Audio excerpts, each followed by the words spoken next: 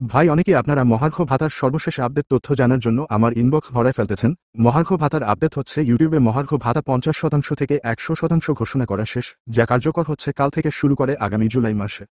তবে মহার্ঘ ভাতার সঠিক আপডেট হচ্ছে মহার্ঘ ভাতা নিয়ে সরকার থেকে এখন পর্যন্ত কোনো ঘোষণা অথবা সিদ্ধান্ত জানায়নি। আদৌ মহার্ঘ ভাতা দিবে কিনা তা সম্পূর্ণ ধোঁয়াশার মধ্যে রয়েছে। তবে দুঃখজনক হচ্ছে বর্তমানে ইউটিউবের সরকারি চাকরিজীবীদের মহার্ঘ ভাতা প্রদানসহ নবম পে স্কেল প্রদান নিয়ে প্রতিনিয়ত গুজব ছড়িয়ে ভিডিও তৈরি করা হচ্ছে। এর সকল ভিডিওতে আকর্ষণীয় ছবি লাগিয়ে সম্পূর্ণ ভুয়া ও ভিত্তিহীন তথ্য দিয়ে গুজব ছড়ানো হচ্ছে। অনেক ভিডিওতে বলা হচ্ছে 11 থেকে 20 গ্রেড পেতে যাচ্ছে 35% মহার্ঘ ভাতা আর 1 থেকে 10 গ্রেড পেতে যাচ্ছে 25% মহার্ঘ ভাতা, যা কার্যকর হচ্ছে 1 জুলাই থেকে। এসব তথ্য সম্পূর্ণ ভিত্তিহীন। এসব তথ্যের তাদের কাছে কোনো উপযুক্ত রেফারেন্স নেই। মহার্ঘ ভাতা নিয়ে সর্বশেষ আপডেট হচ্ছে অন্তর্বর্তীকালীন সরকার ও মন্ত্রিপরিষদ সচিব মহার্ঘ ভাতা নিয়ে 11 থেকে 20 গ্রেড পেতে যাচ্ছে 35% মহার্ঘ ভাতা আর 1 থেকে 10 গ্রেড পেতে যাচ্ছে 25% মহার্ঘ ভাতা পেতে যাচ্ছে এমন কোনরূপ মন্তব্য অথবা গেজেট প্রকাশ করেনি। এসব কন্টেন্ট ক্রিয়েটররা তাদের মনের মাধুরী মিশিয়ে ভিত্তিহীন ভিডিও তৈরি করছে। তাদের কি বিবেক একটুও কাজ করে না? এসব নিউজ দেখে অনেক সরকারি চাকরিজীবী ভাইয়েরা মনে আশা বাঁধে এই বুঝি মহার্ঘ ভাতা প্রদান করছে।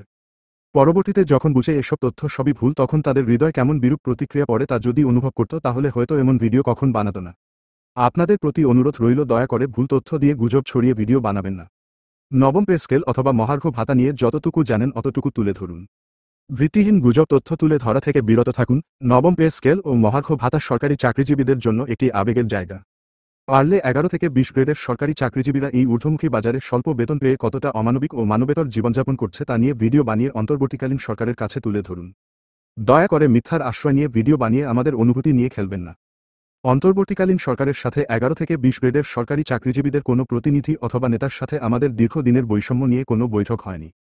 তবে অনেকবার অন্তর্বর্তীকালীন সরকারের দৃষ্টি আকর্ষণ করার চেষ্টা করেছে 11 থেকে 20 গ্রেডের অনেক সরকারি চাকরিজীবী ফোরাম। এর মধ্যে ঢাকার জাতীয় শহীদ মিনারে সরকারি কর্মচারীরা মহাসমাবেশ করেছিল, প্রধান উপদেষ্টার বাসভবন যমুনা বরাবর সরকারি চাকরিজীবীদের পদযাত্রা, এছাড়া প্রধান উপদেষ্টার কার্যালয়ে গিয়ে প্রধান উপদেষ্টার সাথে সাক্ষাতের চেষ্টাও করা হয়েছিল। অনেকভাবে অন্তর্বর্তীকালীন সরকারকে 11 থেকে 20 গ্রেডের সরকারি চাকরিজীবীদের প্রতি সদয় দৃষ্টি আকর্ষণ করার চেষ্টা করেও কোনো আশানুরূপ ফল পাওয়া যায়নি। বারবার ব্যর্থতা ছাড়া কিছু পাওয়া যায়নি।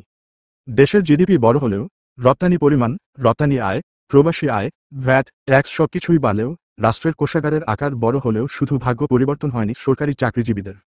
বেতন না বাড়িয়েও শুধুমাত্র মুদ্রাস্ফীতি বিবেচনা করলেও সবচেয়ে নিম্ন গ্রেডের বেসিক 8,200 টাকা বেতনের চাকরিজীবীর বেসিক বেতনও কমপক্ষে 17,000 গিয়ে পৌঁছানোর কথা। নবম গ্রেডের অফিসারদের বেতন 22,000 থেকে কমপক্ষে 45,000 হওয়ার কথা। আইনে প্রতি 5 বছর পর পে স্কেলের কথা বলা থাকলেও গত 10 বছরেও সেটা হয়নি। এমনকি মাত্র 4,000 মহার্ঘ ভাতার কথা বললেও সেটাও বাস্তবায়ন করেনি, বরং আশ্বাস দিয়ে সবাইকে ঠান্ডা রেখে নিজেদের পকেট ভরে চলেছে। পে স্কেলের বিকল্প নেই। রাজনৈতিক সরকার আসলেও সাধারণ চাকরিজীবীদের লাভ নেই। দীর্ঘদিন অভুক্ত থাকায় সুদে আসলে লুটপাট চলবে রাজনৈতিক নেতাদের। আমাদের ভাগ্যের আর পরিবর্তন হবে না। নতুন পে স্কেল এখনই বাস্তবায়নের বিকল্প নেই।